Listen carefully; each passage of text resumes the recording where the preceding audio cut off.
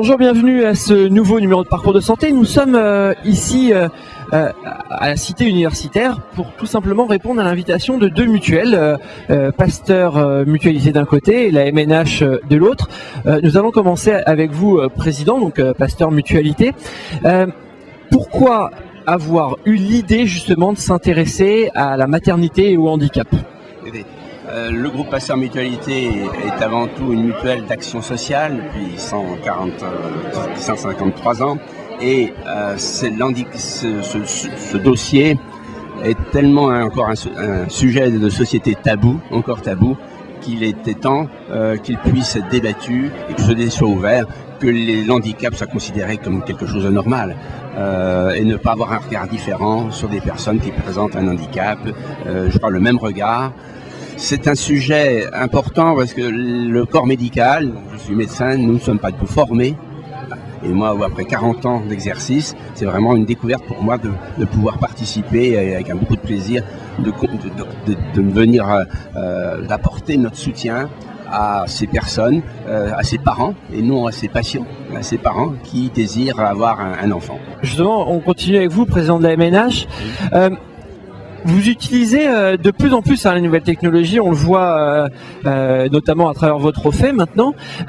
L'idée du film, ça va, vous pensez, justement permettre de mieux sensibiliser, notamment dans le milieu médical. Justement, votre confrère, votre collègue président ici, docteur, indiquait que finalement ils étaient assez peu sensibilisés dans le monde médical, assez peu formés. Ça va aider à ça? C'est exact. Alors, la MNH, bon, c'est la Mutuelle nationale des hospitaliers qui rassemble des professionnels de santé, bien sûr. C'est à ce titre que nous avons conduit cette action ensemble avec le président Godot. Ça, c'est le premier point, donc un élément fort. Le deuxième point, c'est que la MNH s'intéresse, bien sûr, comme c'est une mutuelle professionnelle, à tous les sujets de santé publique.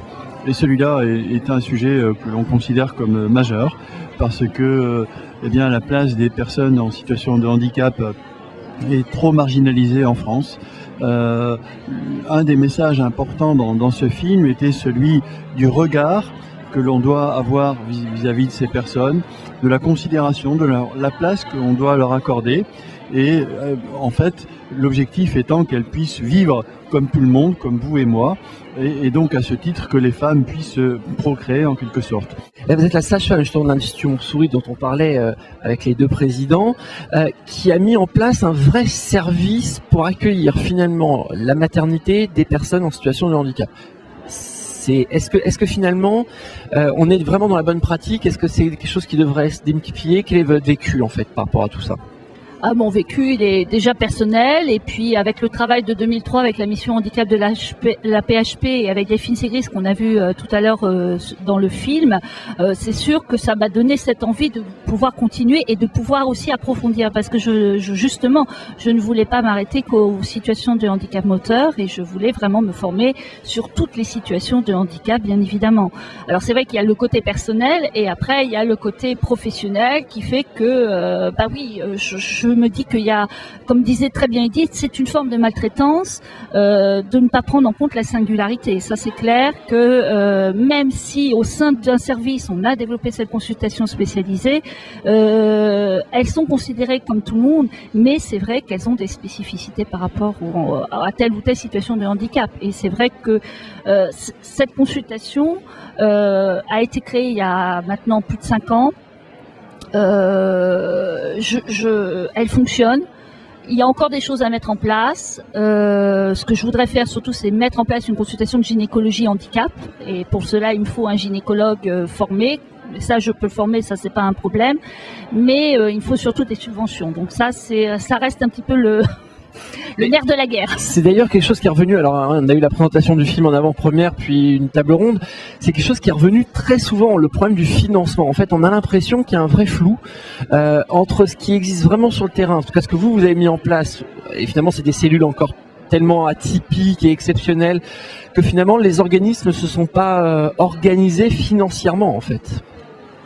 Bah oui, mais tout ça c'est très politique aussi, ça dépend aussi des volontés politiques, parce que je pense que les secrétaires d'État actuellement aux personnes en situation de handicap ignorent même jusqu'à notre action et ce que l'on fait. Pour ne pas la nommer, c'est Roselyne Bachelot, qui nie la sexualité par la même, qui nie la parentalité et qui nie les aidants sexuels, parce que si on va jusqu'au bout des choses et aux choses qui restent encore très taboues, c'est de légaliser et de former les professionnels de santé pour les aidants sexuels, pour les personnes lourdement en situation de handicap, de reconnaître la sexualité et de reconnaître par là même la parentalité.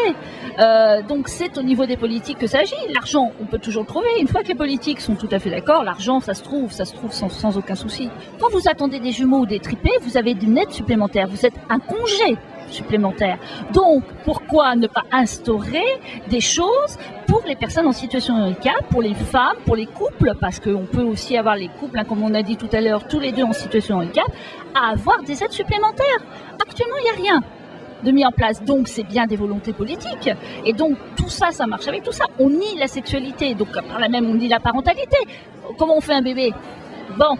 Donc, on nie par là même la sexualité, sans parler forcément des aidants sexuels, on nie la sexualité des personnes en situation de handicap. Je vous rappelle quand même qu'on est encore des anges asexués. Moi, je m'occupe de tout ce qui est droit social, donc on l'a bien compris, sur les droits des personnes en situation de handicap et sur la partie obstétricale, suivi de grossesse et tout. Alors, c'est vrai que le mieux, c'est de les voir en anticonceptionnel, c'est-à-dire de voir sur un projet de grossesse avant, pour régler les problèmes que l'on peut régler pour après aborder la grossesse en toute sérénité. Mais c'est vrai que sinon je les vois le plus tôt possible et après je dispatche énormément à Edith. Edith fait le relais au niveau de la périculture. Le maître mot c'est l'anticipation, hein. Comme je le dis si bien, c'est l'anticipation et donc le fait de prendre en charge la personne en situation de handicap durant la grossesse et en général on le fait vers la fin du 3e mois de grossesse amène le couple à ne pas angoisser l'après-naissance, parce que ce qui va poser problème surtout, c'est l'après-naissance. Donc toute cette adaptabilité, tous ces problèmes sont réglés en général en partie en amont, et c'est ce travail qui est fait, et c'est cette anticipation qui est nécessaire. C'est ce que n'arrivent pas à comprendre la plupart des professionnels de santé actuellement aujourd'hui. Alors c'est vrai que j'ai une empathie, c'est vrai, c'est sûr, mais j'ai mon côté professionnel et je ne dirais pas qu'elle peut s'en occuper si vraiment il y avait danger pour l'enfant. Il est bien évident que je ne mettrai en aucun moment la vie de l'enfant en danger. Je comprends. Et en tout cas, merci d'avoir répondu à nos questions. De rien. Et quoi qu'il en soit, merci de nous avoir suivis sur www.bloghandicap.com et sur l'ensemble de nos sites partenaires. À bientôt. Au revoir.